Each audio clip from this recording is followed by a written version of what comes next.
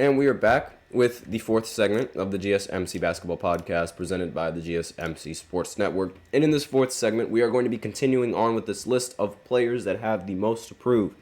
And this is probably going to go on for a little bit longer than the previous segment, just because I want to get through a majority of the players on this list, as well as the fact that the fifth segment is probably going to be a much shorter segment than usually. So, because the breaking news, it's really just breaking news in the fifth segment. Again, I wanted to make the fifth segment the first segment, but I already had the first segment planned out, so I apologize for that. But without further ado, let's continue on with this list. So we are on the Memphis Grizzlies, and the player with the most to prove is Ja Morant, without a doubt. Ja Morant came off of an injury, so we have no idea if he's going to be the same player that he used to be. He didn't play all of last season. Again, no idea if he's going to be the player that he used to be. On top of that, we also have to see if Ja Morant can stay away from those off-the-court problems, massive air quotes on off-the-court problems, and sort of eliminate that from his season and eliminate the distractions and just play basketball. Because that was, in my opinion, the biggest reason for Memphis losing to the Lakers, aside from the fact that the Lakers just played so much better than Memphis and their experience. Because the Memphis Grizzlies, most of the time they have to worry about Ja Morant going live and doing something incredibly ignorant. And I'm sorry, I don't mean to slander or anything, but what was being done on those lives was ignorant, and there's really no other word other than that. And you have to, as a basketball player, and with kids watching you, you have to eliminate those off the court problems. You just have to, as an athlete, you have to be better than that. And this is going to be the season that Ja Morant is going to have to prove to everybody that he is better than that and that he can avoid all of those problems off the court, because he is a fantastic player when he's playing. It's just that he gets himself into some trouble, unnecessary trouble for the team, and it ultimately hurts him because, again, he opened up the season on a 25-game suspension, and then he got hurt. They need him. The Memphis Grizzlies clearly need Ja Morant to stay active and stay on the team if they want success. And the article continues going on saying a healthy Ja Morant is the proverbial unstoppable object. Over the past 3 seasons, he's been per game supplier of 26 points, 7 assists, and 5 rebounds. Those are, at the very least, down ballot MVP numbers. His issue, of course, has been his availability, which is what I just said. And he needs to sort of prove to Memphis that he can legitimately play without any sort of off-the-court issues, whether it be injuries, whether it be what he does with his friends on Instagram Live, or what he allegedly does with his friends on Instagram Live, whatever you guys want to call it. I'm not going to get into that little issue that went on in the offseason, because I'm sure everybody knows exactly what happened. And he needs to prove that he can be better. It's that simple. He needs to prove that he can mature and he can be better. Clearly, that's all that needs to happen. It's all down to him for that happening as well. It's nothing that the coaches can fix. It's nothing that the team can fix. It's all going to be down to him, which is why I feel he has the most to prove of everybody on the entire Memphis Grizzlies. Now, next player on this list plays for the Miami Heat, and that is going to be Tyler Herro. Now, Tyler Herro, he recently signed the Heat, they threw $130 million his way before even seeing how he'd be able to handle the starting position. And he needs to capitalize on that, because for a long time, since he was drafted, a lot of people really thought that Tyler Herro was going to be that guy for the Miami Heat, and he was going to be a very solid option for the team and a valuable option for the team, especially in the bubble when he was going up against LeBron and hitting very, very important shots. Everyone is sort of expecting Tyler Herro to finally take that final step and be one of the better players on the Miami Heat. But it's sort of like he's a bit mediocre. Again, he comes off the bench, so maybe that hinders his production just a little bit. But he needs to sort of blossom into that role as a starter and a very solid option on the starting lineup. Now, he averaged at least 20 points, 5 rebounds, and 4 assists in each of the past 3 seasons. And he hasn't really taken off as a playmaker or rocketed that much into like as a elite shooter, I guess you could say. And there's obviously it's a lot of nitpicking when criticizing his offensive production, but that's also sort of like you have to nitpick with his offensive production because he is a liability on the defensive side of the ball. So if he's not doing the best that he can on offense, you're only causing problems for your team on the defense, which again is half of the game. Now, despite reaching at least the Eastern Conference Finals in 3 of the past 5 seasons, the Heat are barely mentioned among the conference's top teams. They're usually underdogs when they make it into these situations. And if Tyler Hero can blossom into that player and play alongside Jimmy Butler rather well, then there could be a chance that the Miami Heat actually get put in those conversations with the Boston Celtics, with the New York Knicks, with the Philadelphia 76ers as being one of the top teams in the Eastern Conference. Because aside from those 3, no one expects any other team to make it out of the Eastern Conference. It's either the Celtics, the Knicks, or the Sixers, depending on the matchups going into the playoffs. And it's really only those 3 teams.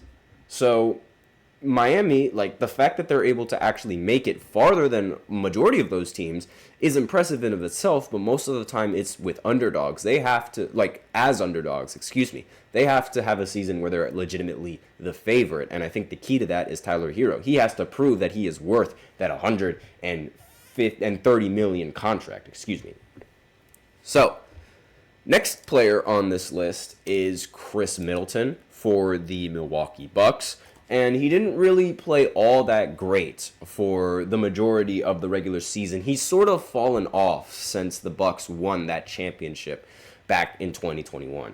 And Damian Lillard being added to the roster obviously sort of hinders his production since he's no longer going to be the second option on the team, And obviously, Giannis Antetokounmpo being in his prime is going to affect both of their productions because Giannis is just Giannis, a Greek freak, without a doubt, in my opinion, the best player in the NBA right now, aside from Jokic. Again, aside from Jokic, because it's marginal. It's like I got Jokic here, and then right there is Giannis. It is so close, and obviously, with the franchise, with Giannis at its centerpiece, he needs the help. He needs other players. And during the championship run that the Bucks had, Chris Middleton was the closer for the team, and he was a very, very reliable piece when the team needed him to be.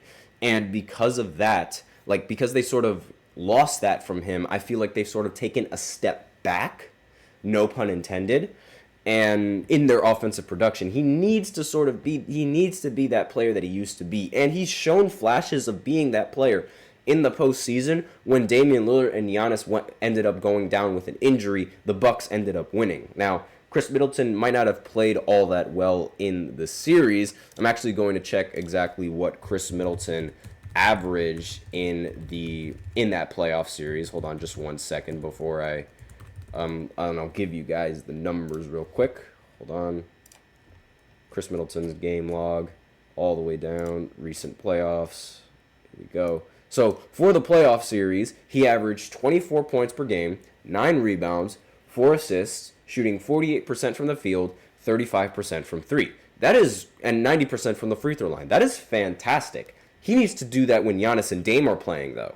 And once he does that, I feel like that's when they're going to have exactly the production that they need from him. And they blew out the Pacers in Game 5 with Middleton dropping 29 points and 12 rebounds. Fantastic game coming in from him. He has to show that he can do that again. And he also was able to score 42 points in a Game 3 loss I believe it was in Indiana. And that was unfortunate that he ended up losing. He dropped 42 points and ended up getting 10 rebounds. So he is a very talented player. He just needs to prove that he can display that talent while he's playing with Dame and while he's playing with Giannis. He needs to have that value. And on top of that, he is 33 years old, so he's not getting any younger. And over the past 2 campaigns combined, he's also had surgery on both ankles this offseason. Injuries are another thing that's been plaguing the Milwaukee Bucks. And he needs to be available for this team for a majority of the season. Same with Giannis, same with Dame. But I feel like I was really close to putting Dame on this aside from Chris Middleton. But I'm going to give Dame the benefit of the doubt for last season because of a couple of reasons. One, it was his first time on a completely new team. There's obviously going to be some issues there. There's going to be some chemistry issues. You're not going to immediately get on a team and win a championship unless you're Kevin Durant joining the 73-9 Warriors. And 2, Damian Lillard previously said that he knows that he was out of shape in the offseason because he did not want to get injured. He was not working out or doing anything in the offseason because he was afraid of getting injured, and that would affect his trade value and people wanting to trade him. And because of that, I didn't want to put Dame on this list over somebody like Chris Middleton, who has already played for the franchise, has already won a championship for the franchise, but is now sort of hindering the franchise a little bit because of his inconsistencies. And that's the reason why I have Chris Middleton here instead of Damian Lillard, for any of you guys who are curious. And I do have time for one more player, so I might as well go ahead and list him off. And then the next player is on the Minnesota Timberwolves, and that is going to be Jaden McDaniels. Now, Jaden McDaniels, he played pretty well in a majority of the postseason. He was one of the league's best 3-and-D wings, and when his 3 balls are falling, that's exactly who he is. However, defense is the only constant that he has. Offense remains a little bit of a mystery for him, and he shot below 34% from 3 in 2 of the past 3 seasons in the NBA. So if he is able to sort of harness that 3-point shooting and legitimately become a 3-and-D threat for the Timberwolves, it could be a serious, serious problem. As Anthony Edwards has said, he's the X factor of the team. I think everybody knows that. That is what Anthony Edwards said. That's a quote. And this is what he told reporters in May. Quote, "When he plays well, we win. I don't know the percentages, but I feel like when Jaden plays well, can't nobody beat us." End quote from Anthony Edwards. And that goes to show you that, like, just the value that he has for the team and the importance of his play and the importance of his style to the winning formula that the Timberwolves have. The Timberwolves, they are an elite defensive team, but their offense is usually hit or miss. In the playoffs, when they went up against the Mavs, it was a miss. But when they went up against other teams, it was a hit. So it's like they're rather inconsistent. They have to sort of get rid of that inconsistencies. Now, you can blame it a lot on Karl Anthony Towns for not being a good playoff performer. You could also blame it on Anthony Edwards for crumbling under the pressure against the Dallas Mavericks. However, everybody's at fault for losing because it is a team sport. And him being the X factor, like according to Anthony Edwards, means that he has a lot to prove to these fans as well as Anthony Edwards. And I feel like if there's anybody on the team that has a lot to prove, it's Jaden McDaniels. So that's all I have for this 4th segment. So now we are going to go ahead and go into the 5th segment where I talk about the possibility of Seattle returning as an NBA franchise. Yes, Seattle could make a return, and I'm going to explain why after this short break, so be sure to stay tuned.